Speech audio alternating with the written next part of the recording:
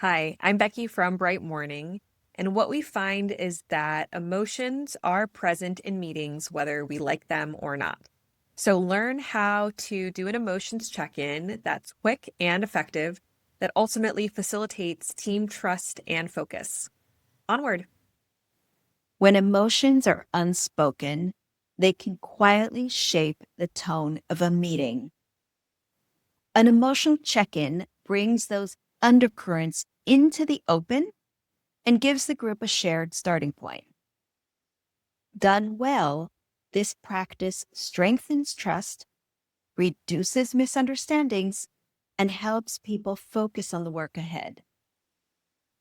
One common misconception is that check ins designed to unearth emotions will take too long or turn into therapy sessions. In reality, with a clear structure, these can take as little as 2 or 3 minutes, and they often save far more time later by preventing sidetracks and reducing simmering tension.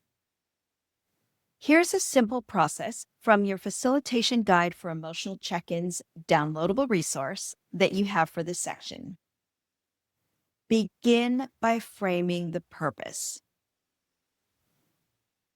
We're going to start by sharing how we're arriving today so that we can work with awareness of where we all are.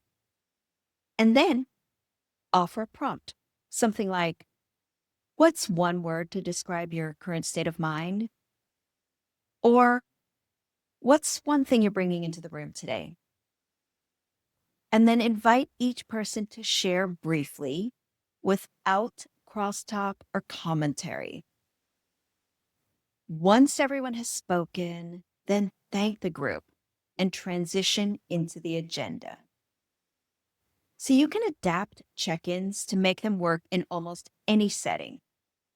If emotions are running especially high, you might give the option to pass or allow people to write their word down before sharing it. If time is short, try a quick response approach. Everyone chooses from a short list of feeling words, uses a color card system, or signals with hand gestures. For virtual meetings, consider using the chat box for rapid check-in responses. I facilitated a project kickoff once where tensions from a previous conflict were still lingering. The check-in revealed that several people were feeling cautiously hopeful. Simply hearing those words shifted the energy. People knew they weren't alone in their feelings, and they could enter the discussion with a clearer understanding of where others stood. The meeting that could have been tense and guarded instead became focused and collaborative. On the flip side, if the check-in revealed that people were feeling cautious or deflated, then that's really valuable data for the facilitator. It signals that the group may need a brief reset before diving into the work. And in that moment, you might choose a quick activity to shift the energy, such as a grounding pause, where folks are invited to take one slow breath together.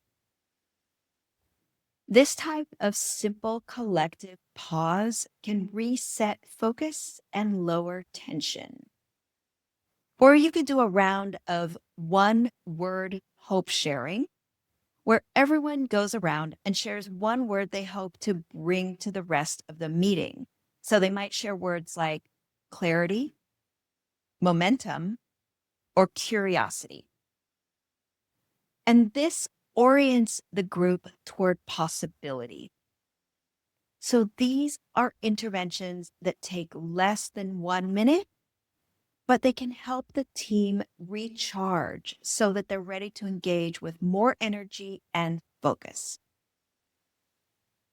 All right, here is a reflection question for you to consider before moving on. How might making emotional check ins a regular part of your team's rhythm, change the way you navigate high stakes discussions. When you learn how to do an effective emotions check in, you can turn team tension into understanding and collaboration. Download the tool, try this with your team, let us know how it goes, and thanks for joining.